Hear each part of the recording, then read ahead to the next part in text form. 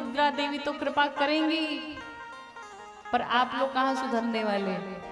आप लोग 9 बजे से पहले बिना भोजन किए, भजन छूट जाए, कथा छूट जाए, पर भोजन होना चाहिए। और जब बढ़िया भोजन करके चलते हो तो फिर अच्छी निद्रा देवी आती है। खैर, आप अपना देखो, हम अपना देखें। भगवान शंकर भी कहते हैं, उमा कहूं मैं अनुभव अपना, सत हरि भजन ये जगत सब सपना। भगवान शंकर भी माँ भवानी से कहते, देवी ये जगत सपना है, भगवान का भजन ही अपना है, बाकी सब मिथ्या है, इसलिए भगवान का भजन किया जाए। तो महादेव ऐसे कृपालु हैं, इतनी कृपा करते अपने भक्तों पे। देव ऋषि नारद कहते अमान होगा, उसके माता पिता नहीं होंगे, विकराल वेश होगा। राजा हिमांचल जी ने सुना हमारी बिटिया इतनी सुंदर, और इतनी सुंदर बिटिया के भाग्य में ऐसा पागल वर लिखा है, हम कदापि ऐसे वर से विवाह नहीं करेंगे। जाकर के देव ऋषि नारद से राजा हिमांचल जी ने कहा, सरकार आप कुछ करिए ना, दुल्हा बदल दीजिए।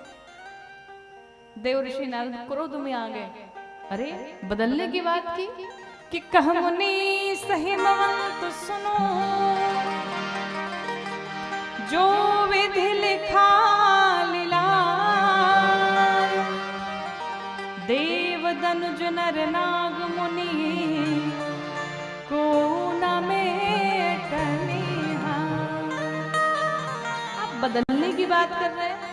अरे मैं तो क्या, मेरे पिता ब्रह्मा भी अगर चले आए और सोचे कि किसी का भाग्य बदल दे तो लेखनी कटने वाली नहीं है। जिसके भाग्य में जो लिखा है वही मिलेगा, इसलिए आपको जो मिला है उसी के साथ खुश रहिए, उसी के साथ एडजस्ट करिए, उसी के साथ प्रसन्न रहिए, कुछ भी बदलने वाला नहीं है। और यही नहीं इस जन्म में तो मिला, अगले 7 जन्म भी वही मिलेगा। इसलिए टेंशन छोड़ के जिसके साथ है उसी के साथ अच्छे से अपना जीवन यापन करें।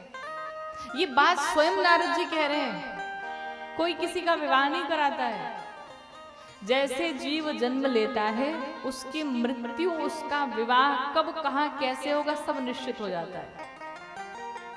इसलिए किसी को दोष न दे, उसने हमारा विवाह बहुत गलत करा दिया, नहीं उसने कराया नहीं, आपके भाग्य में वही था, इसलिए वही मिला आपको।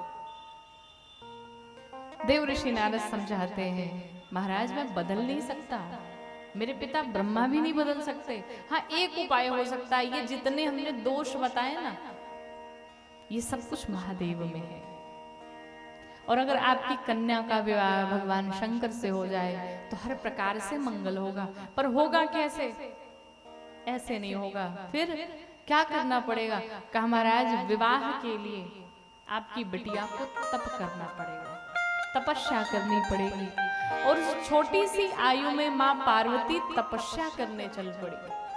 तो स्वामी जी लिखते हैं कि उर धरियो माँ प्राण